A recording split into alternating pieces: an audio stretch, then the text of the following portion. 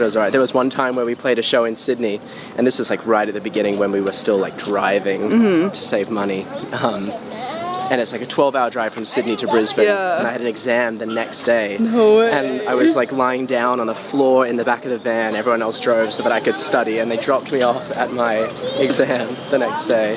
I only quit my day job like 6 months ago or something, because we're like completely independent, and we like fund all of our own stuff. What do you love about Tim's personality? I get asked this sometimes, and it's like literally everything. What do you love about his personality? Basically everything.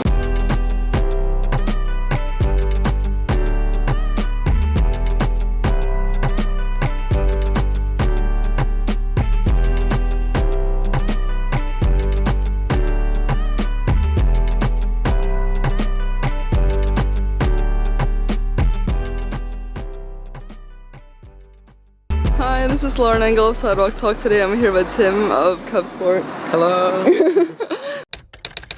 So you were born in Brisbane? I was born in New Zealand actually. Oh, in okay. a city called Dunedin. And then I moved to Brisbane when I was like a few months old or something. For your parents' job? Yeah. Because your dad's an orthodontist, right? Yeah. That's right. And what did your mom do when you were growing up? She looked after us for like most of my like school years, and then she ended up being the practice manager of Dad's orthodontic practice, and I worked there for a bit too. So, and my brother worked there as well. So it was like a family. Where do you think you got your creative side from then? Mum is pretty creative, and her parents were like really musical. They met at a choir, and my grandpa like played the pipe organ and stuff. So wow. I think that's where my musicality comes from. What kind of music did they play in the house when you were growing up? Dad listened to a lot of Pink Floyd, Leonard Cohen. I think they're like his two favorites that I remember the most. Were they playing Christian music? Because I know it was like a religious upbringing. I feel like I heard like sermons and stuff in the car sometimes, like recordings of preaching. And there was definitely a lot of Christian music like at church, but it doesn't really stand out to me too much in my memory. There probably was. Maybe I've like shut it out. How would you describe your personality back then growing up? My personality? Yeah. I have no idea. I think I was pretty outgoing when I was like quite young, and then I think around middle school I like started to like lose a bit of confidence maybe. But yeah, I don't know. Do you know where that came from? Like losing confidence? I think it was like just like internalized homophobia and like just not really knowing like who I was, or yeah, I don't know. I think as I like started to realize that there was like maybe like an expectation of like how I should be, and that I like wasn't naturally growing into that, I think I just started to like retreat a little. I don't know. Because it was 24/7, right? Because like your school was religious, and then church was like every day, so you're kind of meeting the same like type of people. Yeah. Like everyone that I knew had the same ideas about like life, and I guess like I just had no real perspective or no real understanding of what the real world was really like, and that there are so many different people, so many different beliefs and walks of life and that sort of thing. But yeah. Did you have many people to talk to back then about what you were going through? Not really. It was like I was like kind of pushing it out of my own mind, and it was scary, the idea of like talking about There's a bunch of things that were just, I don't know, I feel like I didn't really feel like there was anyone to turn to, and even if there was, like, I didn't really understand like what I needed to even talk to someone about, because it was just, yeah, like not spoken about. Yeah. Back then, growing up, like, what kind of career path did you think you would be in? I always wanted to be a recording artist, and I always loved music. But I also really wanted to be an orthodontist like my dad. What about it intrigued you? What was that, sorry? What about it intrigued you to be an orthodontist? I don't know. I think I liked seeing, like, from working at the orthodontic practice, I could see that, like, the difference that it would make in people's confidence and that sort of thing, like having their teeth like straightened or whatever, and the way that can kind of, I don't know, help someone feel better about themselves. Now I'm like, I used to be such a perfectionist with teeth and that sort of thing, and now I'm just like, no, like, crooked teeth are like pretty cool, I don't know. But yeah, I started studying dentistry at uni, and then I dropped out a couple of years in to like do music. What gave you the idea initially that you could be an artist? Were there a lot of people around you in Brisbane who are able to pursue it full time? Yeah, I do have a lot of friends who had kind of dedicated their whole life to like just pursuing creative endeavors like music and that sort of thing. I only quit my day job like 6 months ago or something, because we're like completely independent, and we like fund all of our own stuff. We've all like worked kind of like living a double life for like a long time. But it feels like it's getting to the stage now where Cub Sport is like kind of the sole thing for all of us, which is exciting. Yeah. So you guys met in school, right? What was that, sorry? You guys meet in school? Yeah.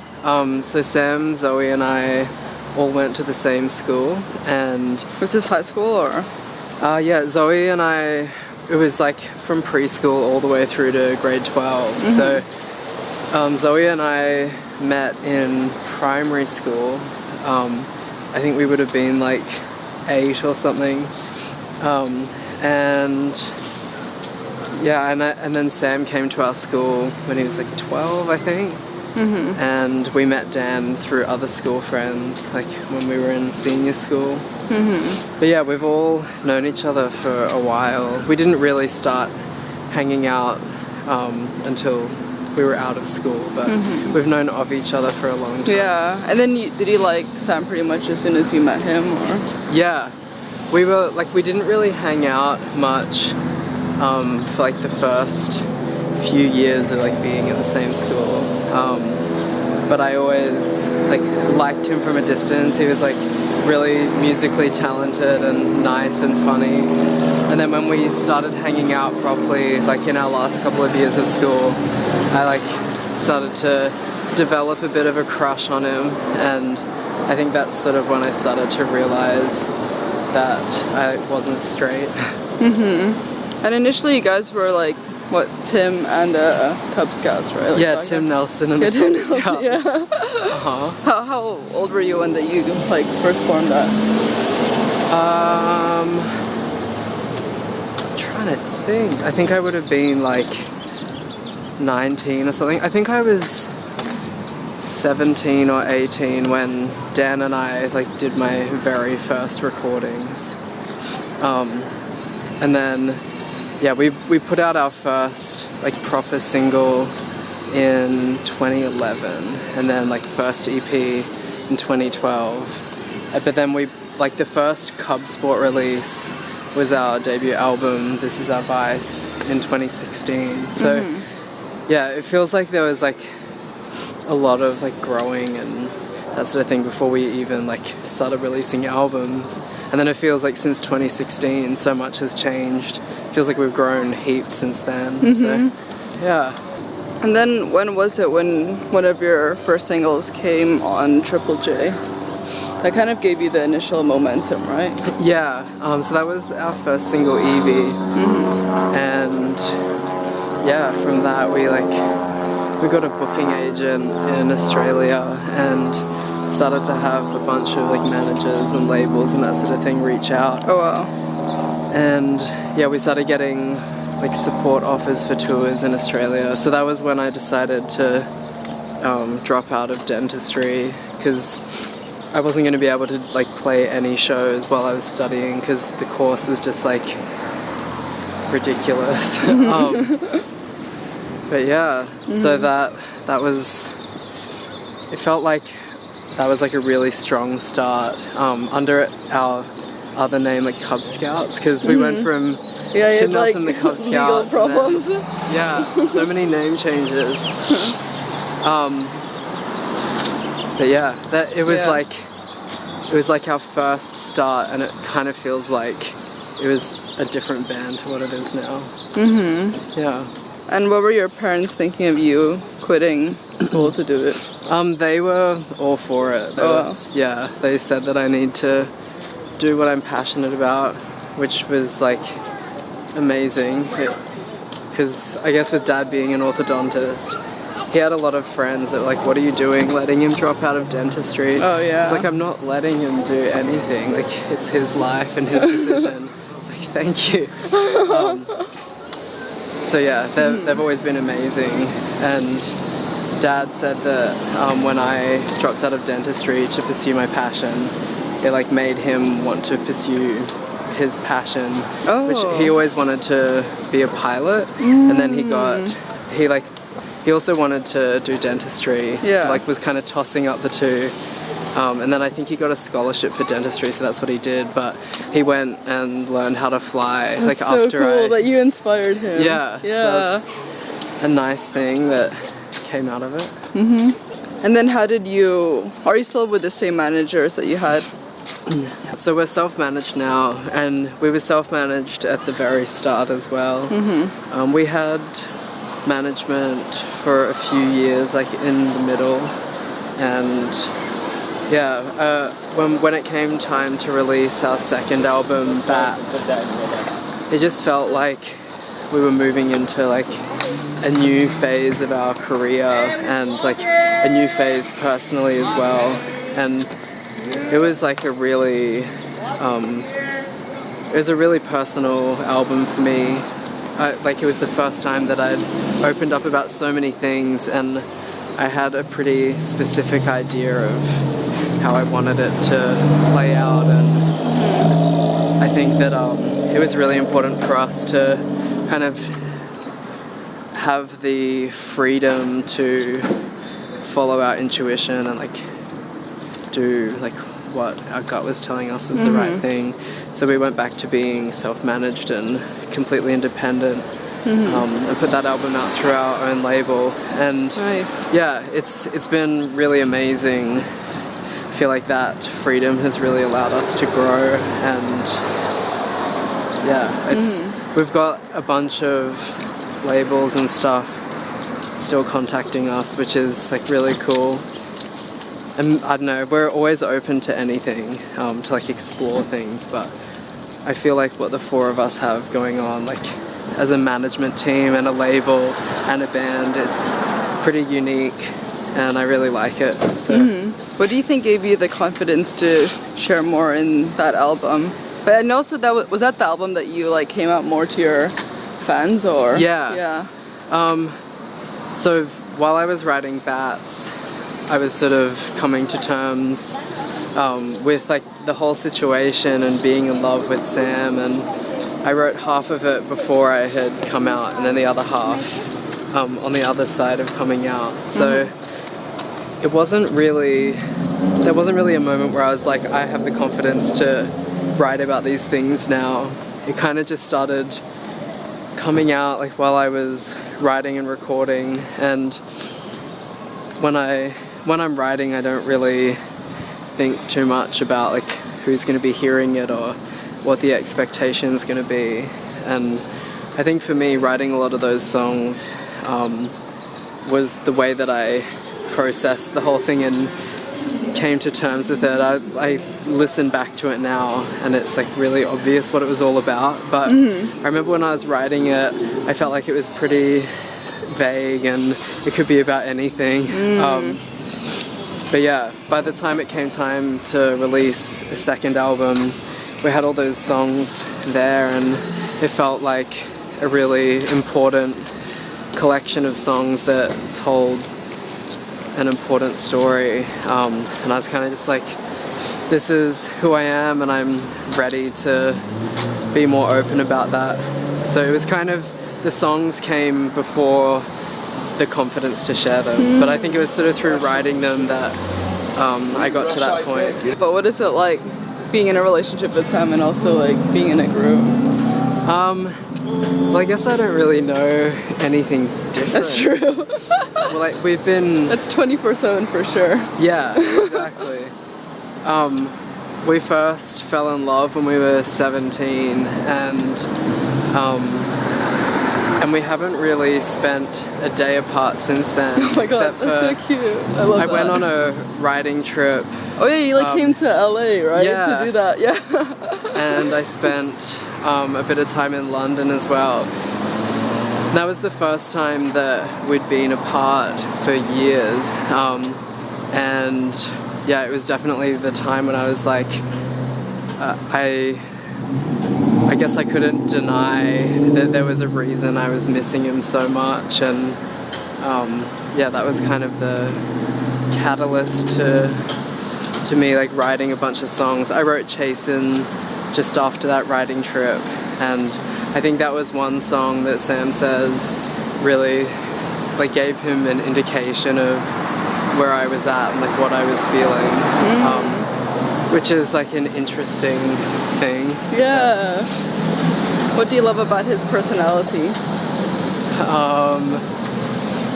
He's very caring and nurturing and an incredible communicator on like so many levels.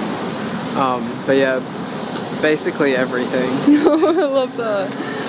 You were the first person a lot of people came out to, right? Even people who are like 6 years old.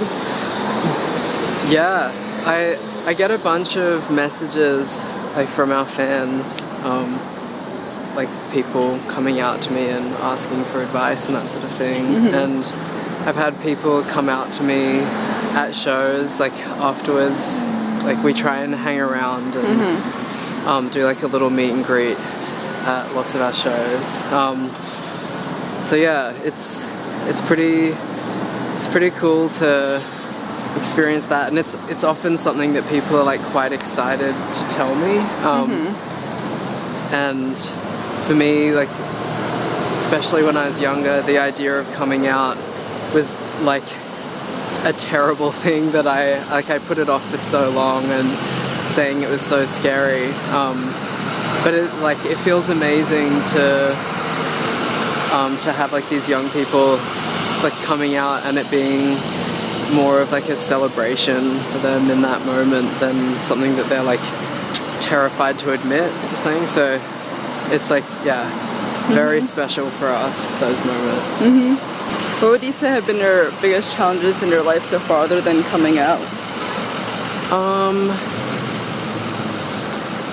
I think it's kind of been like I feel like coming out was the start of kind of shifting my whole perspective on life and my approach to living, and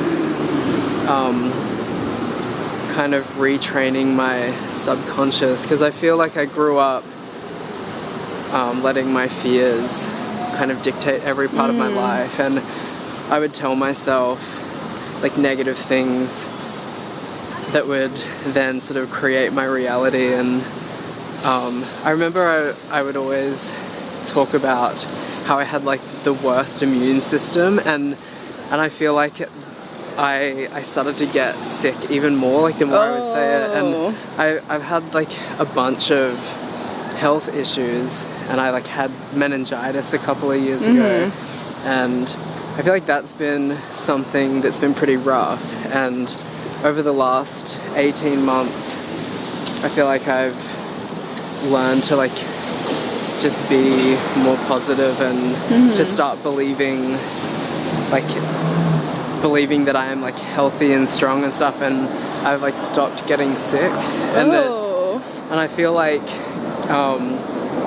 yeah, I've had like an entire shift in like every area of my life where I've come to a realization that like our thoughts and emotions dictate like our physical world or whatever. And so becoming more conscious of that, I feel, has helped me overcome like health issues, and I think just sort of like a negative, fearful perspective of the world, which I think like held me back for quite a while. So, yeah. Last question, what does love mean to you? Love to me is like the opposite of fear. It's like empowering and uplifting, and yeah, I feel like love is like the most powerful force like imaginable. Yeah, that's how I put it. I love this. Thank you so much. Thank you. Hi, and now I'm with Sam. Hey. So you were born in Brisbane? Yes, also, born and raised. And all your family is there? Pretty much, yeah. What do your parents do when you were growing up? They owned a Donut King. Do you have that here? Donut King? Yeah. I've heard of it. It's like a donut chain. Yeah. So I grew up having like donut birthday cakes, and I used to go to the bakehouse at like 4 a.m. before school, and they'd like pipe cream into my mouth, and I would like decorate the donuts.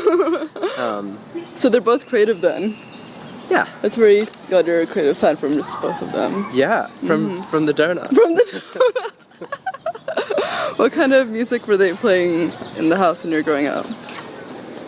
Not like a huge amount. My brother and sister are a bit older than me, like a 9 and 11 year age gap between me and them. And they would play probably more music than my parents. There was like the Cores. I remember when they got the Spice Girls CD. Savage Garden. Yeah. And what did you gravitate towards early on? I really loved the like basically anything they played. But I was pretty obsessed with the Spice Girls. I was just gonna say, I was like, is it the Spice Girls? Did you also have a religious upbringing? Yeah. Yeah, so there was Christian music in the mix as well.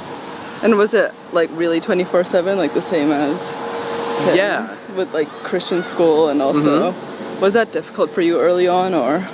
Yeah, I think I bucked it pretty hard from like the age of 6. I don't know. It just never really felt like something that clicked for me. And then I guess I sort of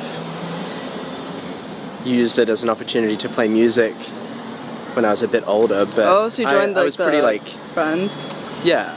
I sort of distanced myself from it though as much as I could from a pretty young age. But yeah, Tim and I played music together, and Zoe on the same like musical team in chapel and stuff. Oh really? Yeah. I'd love some footage of that actually. Oh no way. Yeah. And then was it easy for you from going from like chapel groups to like forming your own?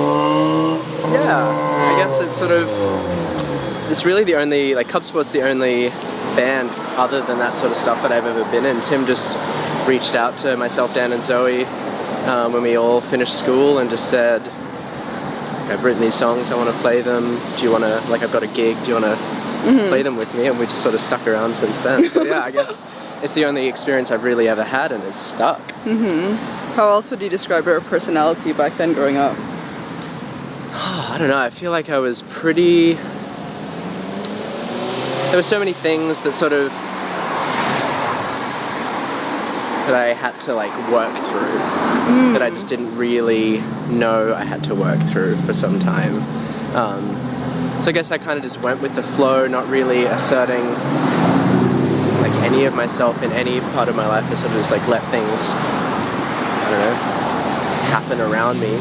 And it took a little bit of like life experience and just figuring out what I actually wanted and what made me happy to sort of break free from that sort of, it's almost like there was a period of time where I was asleep and then I woke up. Well, what do you think was the turning point for waking up?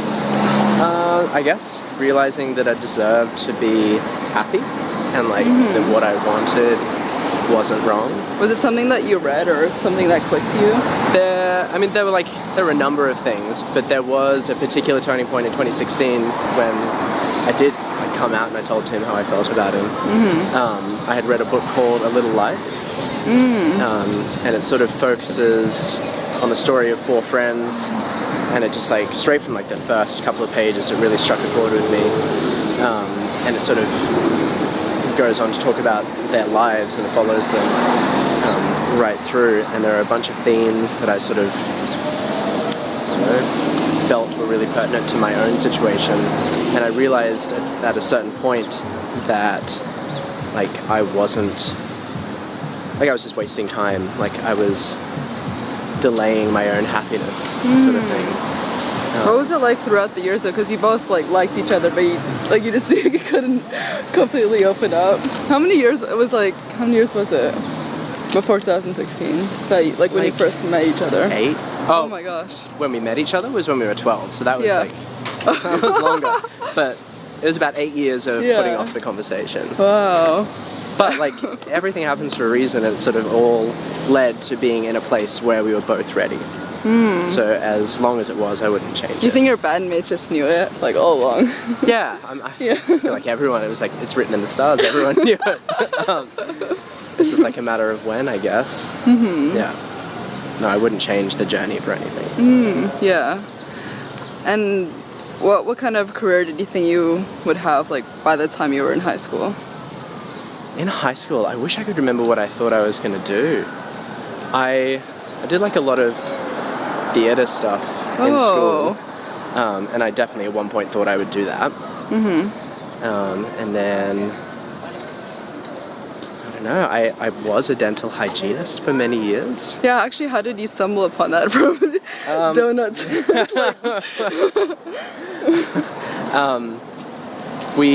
Tim studied dentistry. Oh, so he kind of like told you all about it. Yeah, we both went to dental school together, and I don't know, it worked out. It's another one of those things, like I didn't plan on doing it from like a young age or anything. It just kind of like came up and I was like, this is sweet. What about it intrigued you? I thought for a while I wanted to do something in the health profession. Okay. And this opportunity presented itself and I did it, and I don't know, I was good at it. And it allowed me to sort of work pretty casually in finance, like touring when we were at the start of Cub Sport, and yeah, it's another one of those things, like I wouldn't change it, I don't do it now. But yeah, it was good for its season. Did you graduate from it? Yeah. Oh, okay. Yes. Yes, when Tim left dental school, because it was too hectic with that touring schedule, I only had 1 year left to go of my course. Okay, yeah, because I was wondering. Okay, right. And I just had like a full-on year doing both at the same time. But it was alright. There was one time where we played a show in Sydney, and this was like right at the beginning when we were still like driving to save money. And it's like a 12-hour drive from Sydney to Brisbane, and I had an exam the next day. No way. And I was like lying down on the floor in the back of the van, everyone else drove so that I could study, and they dropped me off at my exam the next day. And I aced it, it was good. It was fine. That's awesome. It's like the best I've ever done in an exam. Oh, no. So you can balance that life then. Yeah. I think 1 year was enough. I was like, I don't think I could have kept going. And were your parents always supportive of you doing music? Yeah, super supportive. Nice, yeah. Yeah. And after like the Triple J, what do you think got you more momentum? There was a point in 2016, a few months after our album came out, like our debut album, where we kind of decided to really take the reins and sort of own our destiny, if you want to go there. And we decided to release a song that, you know, the rest of our team sort of wanted us to go in a different direction. And we just made a video for like $100 for this song and went with it, and that one ended up, I don't know, having really great organic pickup, and people sort of really connected with it on a meaningful level. And I think that was a real turning point in realizing that like following our own intuition and what we believe in is really important, and that's sort of what we've done ever since. How did you meet Golden Vessel?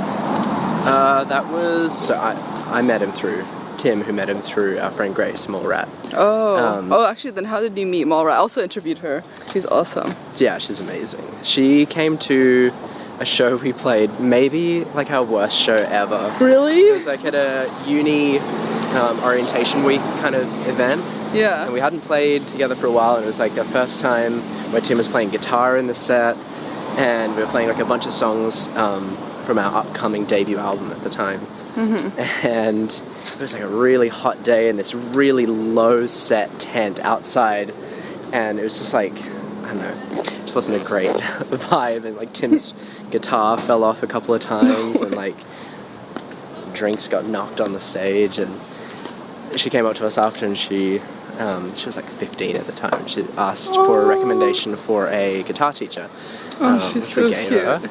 And then kind of just like, I don't know, stayed in touch a little bit since. And then Tim and Grace were working on a song together, video.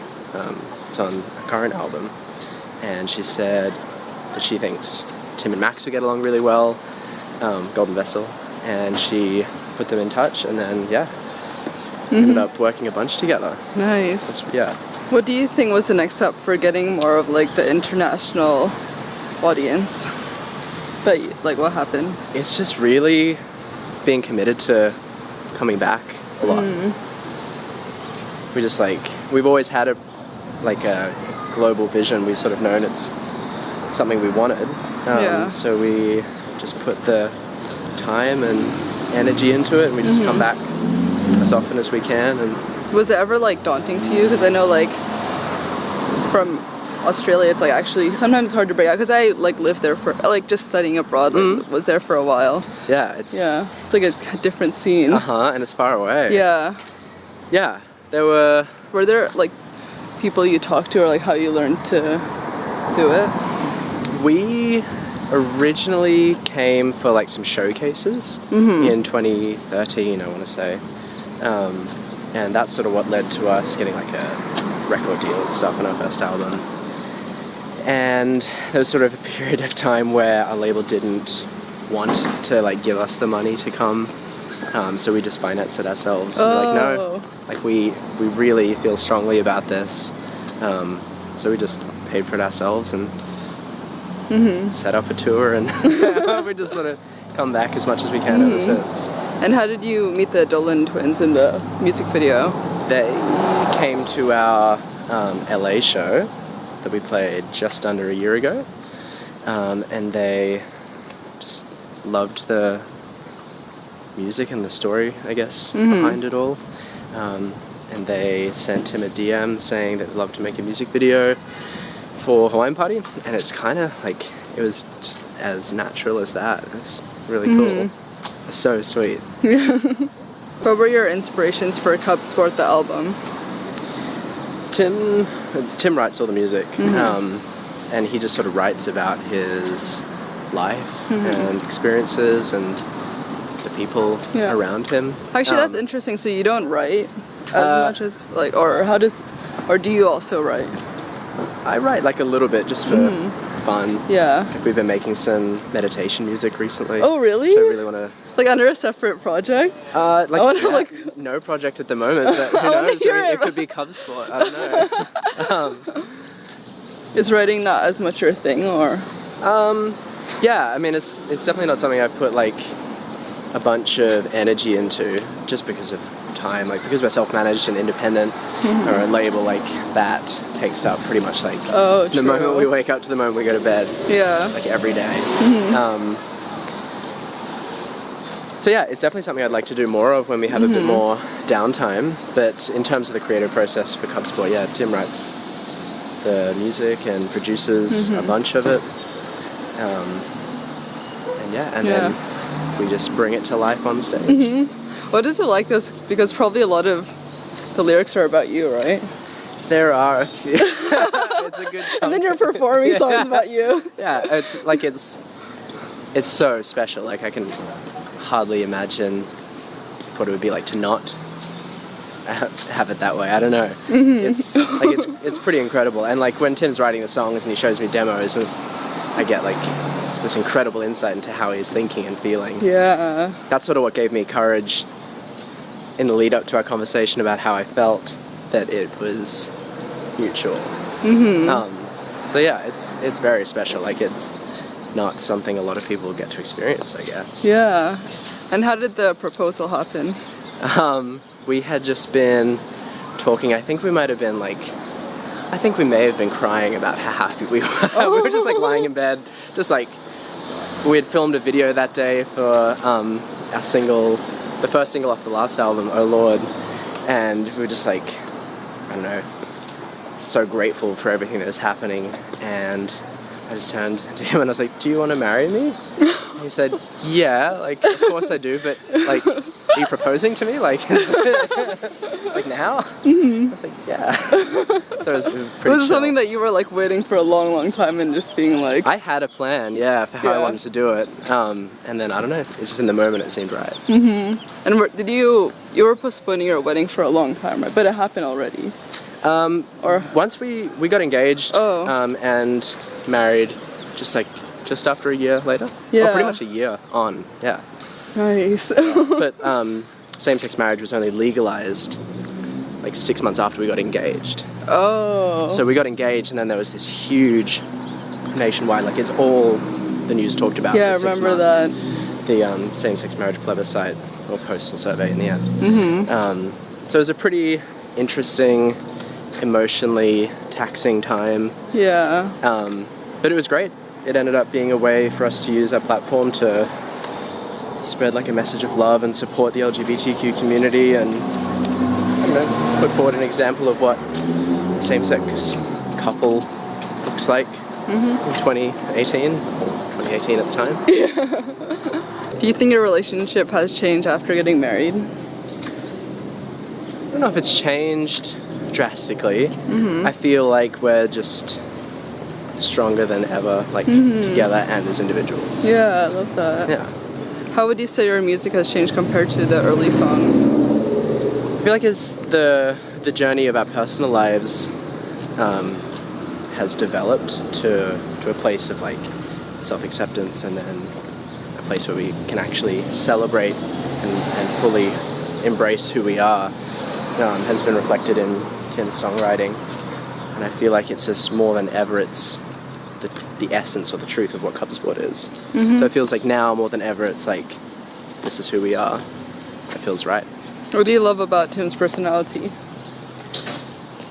I get asked this sometimes and it's like, literally everything. Like I don't know. He said the same thing about you. He's like, everything. Yeah. Duh. It's like, I feel like we have got maybe a unique situation there. It's like there's nothing. Like there's nothing I find annoying or... Wow. I don't know. Very happy. How would you say you've grown as a person compared to when you were younger? Probably sort of on the same lines of what I was saying before. As I've sort of learned that like exactly who I am is amazing. Like I'm allowed to like embrace every part of me and celebrate it. That has probably been the most significant change to when I was younger, where I was sort of conditioned to believe that there were huge parts of who I am that are like shameful and horrible and that would send me to like an eternity of damnation in hell. So I guess realizing that isn't something that I identify with, I guess. You kind of touched upon this previously, but what do you want Cub Sport to be remembered for? Oh, that's a good question. I'd like, maybe more than anything, to be remembered for having left a legacy of just love, like pure love. I'd love to have an impact in people's lives that way. Yeah, I love this. This is awesome. Thank you so much. Pleasure, thank you.